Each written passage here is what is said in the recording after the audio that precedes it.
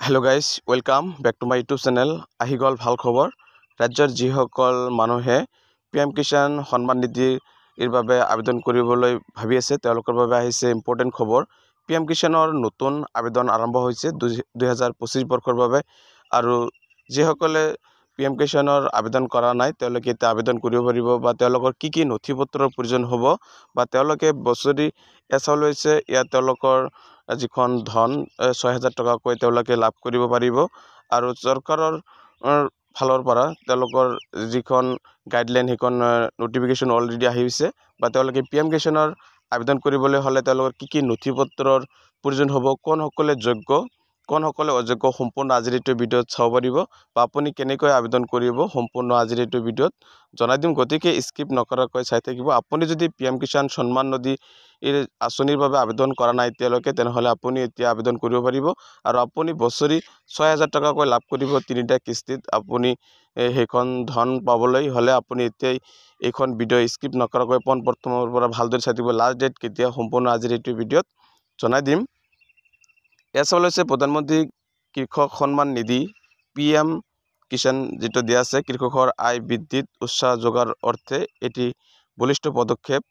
PM Kisan কেন্দ্ৰীয় চৰকাৰৰ এখন অভিলেখী আঁচনি। কৃষক আৰ্থিক সমৰ্থন আগবঢ়াই কৃষি কৰ্মৰ প্ৰতি উৎসাহিত কৰাৰ উদ্দেশ্যে এই আঁচনিটো অসমতো ৰূপায়ণ কৰি থকা হৈছে। এই আঁচনিৰ অধীনত প্ৰতিটো যোগ্য কৃষক পৰিয়াললৈ বছৰি 3টা কিস্তিত 2,000 টকাকৈ মুঠ 6,000 টকা প্ৰত্যক্ষ লাভ হস্তান্তৰ প্ৰক্ৰিয়া DBTৰ জৰিয়তে আগবঢ়া হয়। অৰ্থাৎ যিসকলৰ PM কিষাণ আঁচনিৰ ধন পাই আছে, বা তেওঁলোকে বছৰি 3টাকৈ কিস্তি লাভ কৰে, আৰু প্ৰত্যেকটো কিস্তি তেওঁলোকৰ DBT লিংকৰ থ্ৰত, বা তেওঁলোকৰ যিখন বেংকৰ লগত আধাৰ লিংক, সেই লিংকৰ যোগেদি তেওঁলোকৰ বেংকৰ একাউণ্টলৈ পইচাখিনি ট্ৰান্সফাৰ কৰে। এয়া চাবলৈ হৈছে বৰ্তমানৰ PM কিষাণ আঁচনিৰ বিধি অনুসৰি যোগ্য কৃষকৰ নাম অন্তৰ্ভুক্তিৰ কাম চলি আছে, বা যিসকল যোগ্য হিতাধিকাৰী আছে তেওঁলোকে এতিয়া 2025 বৰ্ষত নতুনকৈ আবেদন কৰিব পাৰিব। আবেদন কৰিবলৈ হ'লে তেওঁলোকৰ প্ৰয়োজনীয় নথি পত্ৰৰ ভিতৰত ইয়াত দিয়া আছে নিজৰ আধাৰ কাৰ্ড, আধাৰ সংলগ্ন মোবাইল ফোন, ৰেচন কাৰ্ড, কৃষকৰ নামত থকা কৃষিভূমিৰ প্ৰতিলিপি, একচনীয়া বা 2G বাহিৰা আদি শ্ৰেণীৰ মাটিৰ ক্ষেত্ৰত কৃষকসকলে চক্ৰ বিষয়ৰ পৰা আহৰণ কৰা ভূমিৰ প্ৰমাণপত্ৰ দাখিল কৰিব লাগিব। আৰু প্ৰত্যক্ষ লাভ হস্তান্তৰ সক্ষম DBT ইনাবেল হোৱা আধাৰ সংযোজিত সঞ্চয় একাউণ্ট। বা আপুনি যদি PM কিষাণৰ বাবে আবেদন কৰিব খোজে তেনেহ'লে আপোনাৰ নিজৰ আধাৰ কাৰ্ড থাকিব লাগিব। আৰু যিখন আধাৰ কাৰ্ড আছে সেই আধাৰ কাৰ্ডত আপোনাৰ যিখন মোবাইল নম্বৰ, সেই মোবাইল নম্বৰখনত OTP যাব পৰা হ'ব লাগিব, বা মোবাইল নম্বৰ এক্টিভ থাকিব লাগিব। ৰেচন কাৰ্ডত নাম থাকিব লাগিব, আৰু ৰেচন কাৰ্ডত নিজৰ আধাৰ নম্বৰটো আপডেট হৈ থাকিব লাগিব। আৰু কৃষকৰ নামত থকা মাটি যেনেকৈ জমাবন্দী এনেকুৱা ধৰণৰ থাকিব লাগিব। আৰু আপোনাৰ বেংকৰ একাউণ্টৰ লগত আধাৰ কাৰ্ড লিংক হৈ থাকিব লাগিব। আৰু যদি আপোনাৰ লিংকেজ নাথাকে তেনেহ'লে আপুনি কোনটো একাউণ্ট ব্যৱহাৰ কৰিলে আপুনি PM কিষাণ আঁচনিৰ বাবে আপুনি সোনকালে আপুনি ধনখিনি লাভ কৰিব পাৰে, সেইটো ইয়াত দিয়া আছে, চাবলৈ পাৰিব। যে PM কিষাণ আঁচনিৰ কিস্তি প্ৰাপ্তিৰ ধাৰাবাহিকতা অক্ষুণ্ণ ৰাখিবলৈ কৃষকসকলক নিম্নলিখিত নিৰ্দেশনাসমূহ কৰিবলৈ অনুৰোধ জনোৱা হ'ল। আধাৰ প্ৰমাণীকৰণৰ পিছত EKYC কৰক। যেতিয়া আপুনি PM কিষাণৰ কাৰণে আবেদন কৰিব, তেতিয়া আপোনাৰ EKYC এটা আছে, EKYCটো সম্পূৰ্ণ হ'ব লাগিব। আৰু EKYCটো সম্পূৰ্ণ নহ'লে আপুনি আপোনাৰ PM কিষাণ আঁচনিৰ সন্মান নিধিৰ যিখন ধন সেইখন ধন লাভ নকৰিব।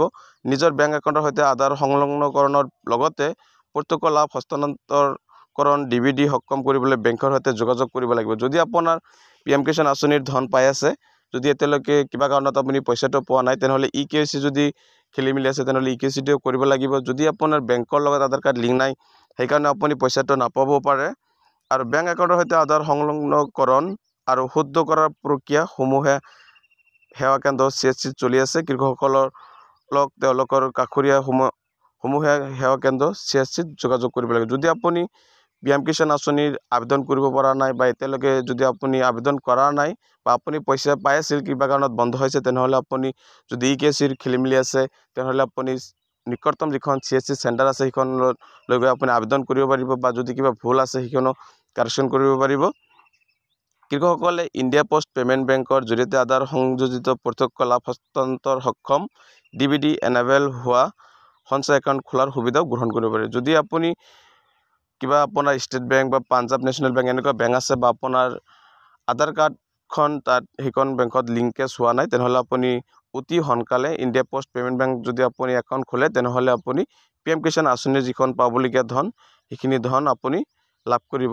আৰু আপুনি এইখন আপুনি অনলাইনতো আবেদন কৰিব পাৰিব বা আপুনি নিকটতম যিখন CSC চেণ্টাৰত আছে সেইখন চেণ্টাৰত যোগাযোগ কৰিব বা আপুনি এগ্ৰিকালচাৰ অফিচতো গৈ আপুনি আপোনাৰ যদি এইখিনি নথি পত্ৰ এক্টিভ আছে তেনেহ'লে আপুনি অতি সোনকালে গৈ আপুনি এগ্ৰিকালচাৰ অফিচত জমা দিলেও আপোনাৰ PM কিষাণ আঁচনিৰ নামটো এক্টিভ হৈ যাব। আৰু যদি আপুনি CSC চেণ্টাৰত গৈ আবেদন কৰে তথাপি আপুনি আবেদন কৰিব পাৰিব।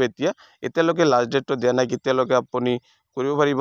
আৰু যেহেতু বছৰৰ প্ৰথমে PM কিষাণ আঁচনিৰ আবেদনখন আৰম্ভ হৈছে, কিন্তু এইখনৰ লাষ্ট ডেট এতিয়ালৈকে দিয়া নাই আৰু লাষ্ট ডেট যেতিয়া দিব সম্পূৰ্ণ জনাই দিয়া হ'ব। গতিকে যিসকল কৃষকে যোগ্য হয় তেওঁলোকে অতি সোনকালে তেওঁলোকে নিজৰ ওচৰত CSC চেণ্টাৰ বা নিজৰ এগ্ৰিকালচাৰ অফিচত গৈ যোগাযোগ কৰিব আৰু যিমান পাৰে সোনকালে কৰিব।